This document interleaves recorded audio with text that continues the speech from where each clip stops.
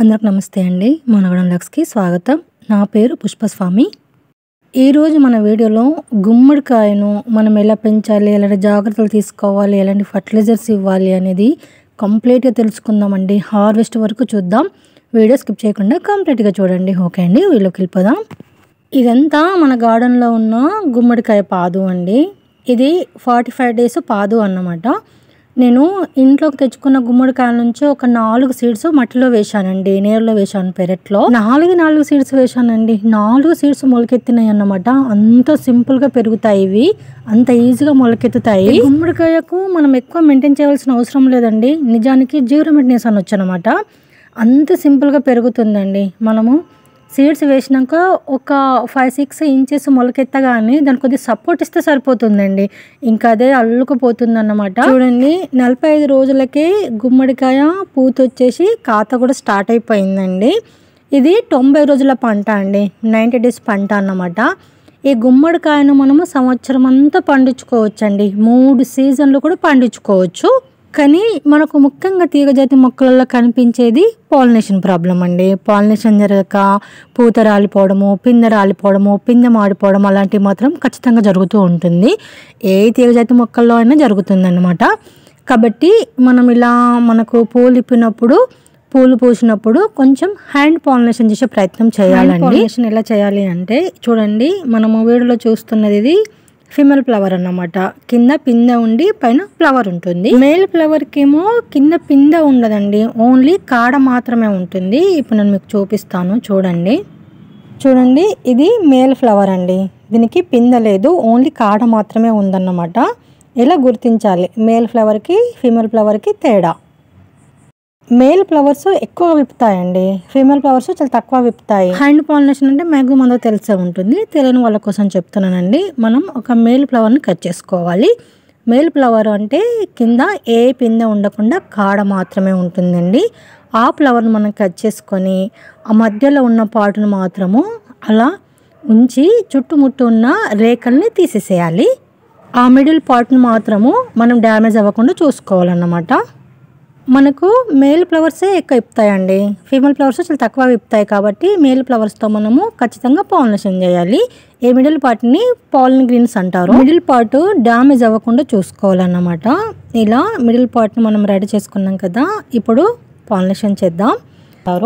Female flower మధ్యలో ఉన్నదాన్ని stigma అంటారండి. ఇప్పుడు ఆ పాలిన్తో మనము ఈ ఫీమేల్ ఫ్లవర్ మధ్యలో ఉన్న పార్ట్ని మనము రఫ్ చేయాలన్నమాట. అలా రుద్దాలి. పువ్వు డ్యామేజ్ అవ్వకుండా నిదానంగా రుద్దాలి. అంతే అండి, దీన్నే హ్యాండ్ పాలినేషన్ ప్రాసెస్ అంటారు. ఇలా హ్యాండ్ పాలినేషన్ చేసాం కదా, అది మనకు పిందె మాడిపోయి రాలిపోకుండా ఖచ్చితంగా కాయ తయారవుతుంది అన్నమాట. ఇలా మనము 15 డేస్కి ఒకసారి, 2 వీక్స్కి ఒకసారి హ్యాండ్ పాలినేషన్ చేసే ప్రయత్నం చేయాలండి. మ్యాక్సిమము మొక్కలలో న్యాచురల్ పాలినేషన్ జరుగుతుందండి. మన గార్డెన్లోకి బీస్ వస్తూ ఉంటాయి, బటర్ఫ్లైస్ వస్తూ ఉంటాయి కదా, అవి వచ్చినప్పుడు వాటంతటవి పాలినేషన్ చేసుకొని మనకు కాయగా మారుతాయి. కానీ ఈ తీగజాతి మొక్కలలో పిందె రాలిపోవడం, పూత రాలిపోవడం చాలా ఎక్కువ చూస్తాం. కాబట్టి మ్యాక్సిమం మనము పాలినేషన్ చేసుకుంటాం అన్నమాట, హ్యాండ్ పాలినేషన్ చేస్తామన్నమాట. ఇలా హ్యాండ్ పాలినేషన్ చేయడం వల్ల ఖచ్చితంగా అది కాయగా మారుతుందండి. చూడండి, మన పాదు ఎంత హెల్తీగా ఉందో. నేను నిజానికి మన స్టోర్ రూమ్ పైకెక్కించాలన్న ఆలోచనతో నేను పెట్టినా, కానీ వర్షాలకు మొత్తం పాదంతా కింద పడిపోయిందండి. వర్షాలు తగ్గినాక సెట్ చేద్దామనే సరికంటే పాదు పెద్దగా అయిపోయిందన్నమాట. మొక్క డ్యామేజ్ అయిపోతుందని ఇంక అట్లాగే వదిలేశాను నేను. ఈ గుమ్మడికాయ పాదు పెద్దగా మెయింటెనెన్స్ అవసరం లేదండి. అన్ని మొక్కలకి ఇచ్చినట్లే మనము లిక్విడ్ ఫర్టిలైజర్స్ కానీ, జీవామృతం కానీ ఇవ్వచ్చు.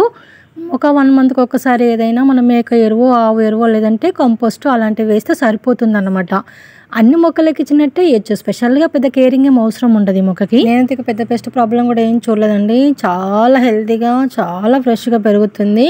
మన గార్డెన్లో గుమ్మడికాయలు కూడా రెడీ అయిపోయినాయండి. నాకు తెలియకుండా మా ఆయన చాలాసార్లు తెంపుకొని వచ్చేసిండు. కానీ ఒక్కటైనా మీకు చూపించాలి అన్న ఉద్దేశంతో నేను వీడియో చేస్తున్నాను. చూడండి, ఎంత పెద్ద సైజులో అయింది కాయ, ఎంత హెల్దీగా ఉంది.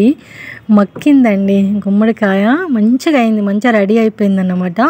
బయట కొంటే సీజన్ బట్టి రేటు ఉంటుందండి. ఒక్కొక్కసారి అయితే 500+ కూడా ఉంటుంది. అవైతే వాళ్ళు ఇంకా కెమికల్స్ వేసి పండిస్తూ ఉంటారు. ఇలా మనం ఇంట్లోనే పండించుకోవడం వల్ల ప్యూర్ ఆర్గానిక్గా పండించుకోవచ్చండి.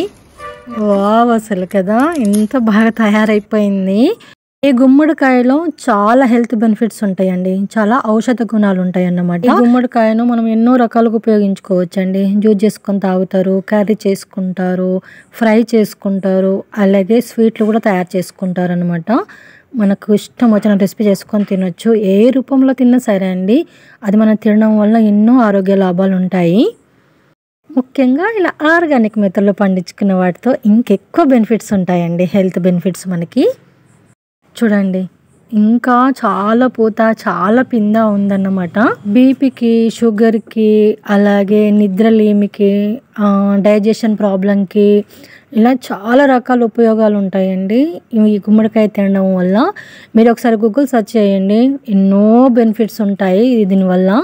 మ్యాక్సిమం మనము ఎలాగైనా మనము ఇంట్లో పెంచడానికి ట్రై చేయాలండి. టెర్రస్ గార్డెన్లో వేసుకోవచ్చు, ఇలా పెరట్లో వేసుకోవచ్చు. టెర్రస్ గార్డెన్ చేసే వాళ్ళైతే పెద్ద పెద్ద టబ్బులలో, పెద్ద పెద్ద కటన్లలో వేసుకోండి, ఈజీగా పెరిగిపోతుందండి. అలా చూస్తే ఇలా వచ్చేస్తాయి కాయలు. నేనైతే చాలా హ్యాపీగా ఫీల్ అవుతున్నానండి. గుమ్మడికాయలు కూడా మనం గార్డెన్లో అవుతున్నాయి అన్నమాట.